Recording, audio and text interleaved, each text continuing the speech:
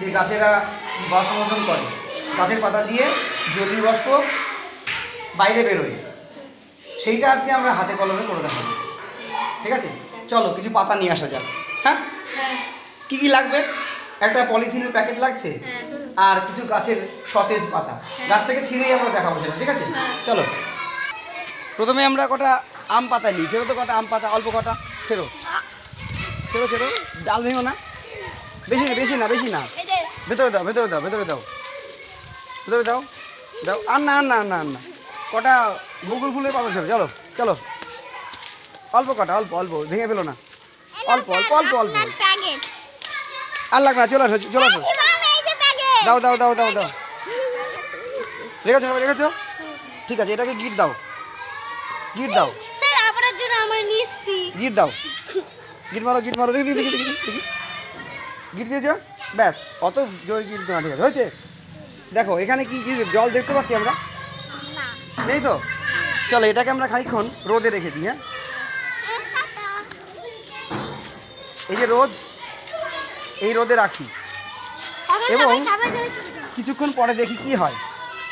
এখনো কিন্তু নেই এর ভেতরে জল টল কিছু নেই, দেখেছো? সবাই সরে যাও সরে যাও সরে যাও, নেই। হ্যাঁ, দেখছি আমরা পরে। দেখো তাহলে আমরা ওখানে কিছু গাছের সতেজ পাতা তোমরাই তুললে, প্যাকেটের মধ্যে রাখলে এবং বাঁধলে। ওইটা আমরা রোদের মধ্যে রেখে দিয়ে এসেছি। কিছুক্ষণ পরে দেখি কি হয়। ঠিক আছে, আমরা দেখতে পাচ্ছি অলরেডি, দেখেছো ভেতরে ঘেমে গেছে মনে হচ্ছে না, জলকণা অল্প অল্প। আচ্ছা আরও কিছুক্ষণ রাখি, দেখি কি হয়। হ্যাঁ চলো থাক। এই এখন দেখো আরো বেশি ঘেমেছে না, দেখেছো? আরো বেশি হয়েছে। হ্যাঁ, এখন খুলবো না, একটু ওয়েট করবো আমরা, ওয়েট করি, দেখো আরো বেশি হয় কিনা। ঠিক আছে, ওকে চলো। দেখো আমরা যখন রেখেছিলাম তখন কিন্তু ভেতরটা পরিষ্কার ছিল, পরিষ্কার ছিল। এখন দেখো ভেতরটা কেমন ঘামা ঘামা, দেখেছো? সাদা সাদা হয়ে গেছে না? খুলে দেখি ভেতরে হাত দিলে আমাদের হাতটা ভেজে কিনা, তাহলেই বুঝবো জল বেরিয়েছে। জল দেখো, তোমরা হাত দাও, দেখো ভেতরে জল কিনা। জল না, দেখেছো? জল না, হ্যাঁ জল আছে কিনা বলো, দেখেছো? এই দেখো, দেখেছো আমাদের হাত ভিজে গেছে, হ্যাঁ কি না? পাতায় দেখো, পাতায় জল, দেখেছো? আচ্ছা এবার যখন রাখলাম তখন ভেতরটা পরিষ্কার ছিল, জল ছিল না। আমি জল দিয়েও নি, ভেজাইও নি ভেতরটা, তাহলে জলটা কোত্থেকে এলো বলো তো? ঘামটা কোত্থেকে হলো? রোদ থেকে নয়, এই পাতার থেকে হয়েছে। পাতার জল কোত্থেকে এলো? ওদেরকে ঘরে দেখতে পাবো। তাহলে জলটা কোত্থেকে পেলো পাতা? আমরা জানি, এদিকে তাকাতে হয় না বলো। আমরা কি জানি যে গাছেরা মূল দিয়ে জল নেয়। দেখবি বাড়িতে টবে যদি গাছ লাগাই আমরা, সেই গাছগুলো একদিন জল না দিলে পরে দেখবি পাতাগুলো কেমন নিচের দিকে নুয়ে পড়ে, না? আবার জল দিবি দেখি কয়েক ঘন্টার মধ্যে, আধ ঘন্টার মধ্যে পাতাগুলো আবার সতেজ হয়ে গেছে। তার মানে কি, মূলে জল পেলো, সেই জলটা গাছের আইন। এই জল দিয়ে ওরা খাবার তৈরি করে, গাছের পাতায় খাবার তৈরি হয়, সেই খাবারটা ওরা খায়। আবার সেই গাছের তৈরি খাবারই আমরা পাই, আমরা কিন্তু খাবার তৈরি করতে পারি না, বুঝেছো? তাহলে তৈরি করলো। আর যে জলটা বেশি হয়ে গেল, বেশি, ওরা অনেক বেশি জল তুলেছিল, যে জলটা কাজে লাগলো না, সেই জলটাকে ওরা কী করলো, এই পাতার সাহায্যে বাষ্পের আকারে বাইরে বের করে দিল। পাতার পত্ররন্ধ্র আছে, বুঝেছো? পত্ররন্ধ্র মানে ছিদ্র, পাতায় ছিদ্র থাকে, তার সাহায্যে বাষ্প হয়ে বাইরে চলে যায়। বাইরে না গিয়ে আমরা বলতে পারি যদি বাইরে না যায়, ভেতরে থাকলে তো সুবিধা হতো, ওর তো পরে কষ্ট করে জল টানতে হতো না। কিন্তু তা তো হবে না। কেন?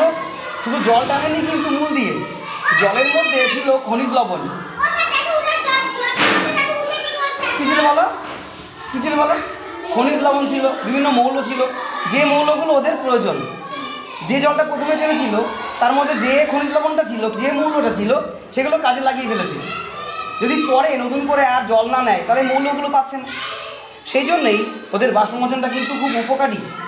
আবার জল না দিলে ওরা মরেও যায়, বাষ্পমোচন হওয়ার ফলে মরেও যেতে পারে গাছ। ওই জন্য আমরা জল দিই টবে লাগালে, আর মাটিতে যে গাছগুলো থাকে তাদের শিকড় তো অনেক তলায় চলে গেছে, সেই শিকড় দিয়ে আরামসে জল তুলে আনতে পারে। আবার এই যে জল বাষ্প বেরিয়ে গেল, এই বাষ্পটা কিন্তু কাজে লাগছে আমাদের। কেমন করে? এই বাষ্প জানিয়ে আমরা যখন রান্না হয়, বাড়িতে রান্না হয়, দেখেছো তো, দেখবা ধোঁয়াটা ওপর দিকে উঠে চলে যাচ্ছে না? আমাদের বাড়িতে আমরা জামা কাপড় মেলে দিই, খানিকের পর শুকিয়ে গেল, জলটা কোথায় গেল? কোথায় গেল? বাষ্প হয়ে গেল, ওপরে উঠে গেল, দেখতে পাই না আমরা। সেই বাষ্পটা ওপরে উঠে, ওপরে ঠান্ডা। ওই জন্যই পাহাড়ে বেড়াতে গেলে পাহাড়ে ঠান্ডা লাগে কি না? তুই পাহাড়ে বেড়াতে গেছিস? পাহাড়ে গেছিস তো? ওপরে উঠলে ঠান্ডা লাগে না কেন? ওপরে উঠলে ঠান্ডা হয়ে যায়, তাপমাত্রাটা কম হয়, তাই ঠান্ডা হয়। সেই ঠান্ডায় মেঘ জমে যায়। আবার পাহাড় পর্বতের মাথায় বরফ জমে, সেই বরফ রোদের তাপে গলে আবার জল হয়ে নদীতে এলো, সমুদ্রে চলে আসলো, আবার মেঘ থেকে নদীতে জল হলো। এইটাও জলচক্র হচ্ছে। তাহলে যে মেঘ সৃষ্টি হয়েছিল তার পেছনে গাছের ভূমিকা খানিকটা আছে, অনেকটা নয় কিন্তু কিছুটা আছে। এই জন্যেই যেখানে যেখানে গাছ থাকে, গাছপালা প্রচুর গাছ, সেখানে দেখবা বেশি বৃষ্টি হয়। কোথায়? আমাদের পৃথিবীতে যে নিরক্ষরেখা আছে, নিরক্ষরীয় অঞ্চল, সেখানে প্রচুর গাছ, সেখানে সারা বছরই ঝড় বৃষ্টি হয়, সারা বছর। কেন? ওখানে এত গাছ, এত জলীয় বাষ্প উৎপন্ন হয় যে সেখানে অনেক রোদ তৈরি হয়। তাহলে গাছেরা কিন্তু আমাদের মেঘ তৈরিতে সাহায্য করে, বৃষ্টি হতে সাহায্য করে। আর বৃষ্টি না হলে ভালো ফসল হবে না, হবে অনেক গরম বাড়বে, আমাদের নদীগুলো শুকিয়ে যাবে, সেটাও ক্ষতিকর। তাই গাছেদের ভূমিকা অপরিসীম আমাদের জীবন, মানুষের জীবনে। সবাই শিখতে পারলে?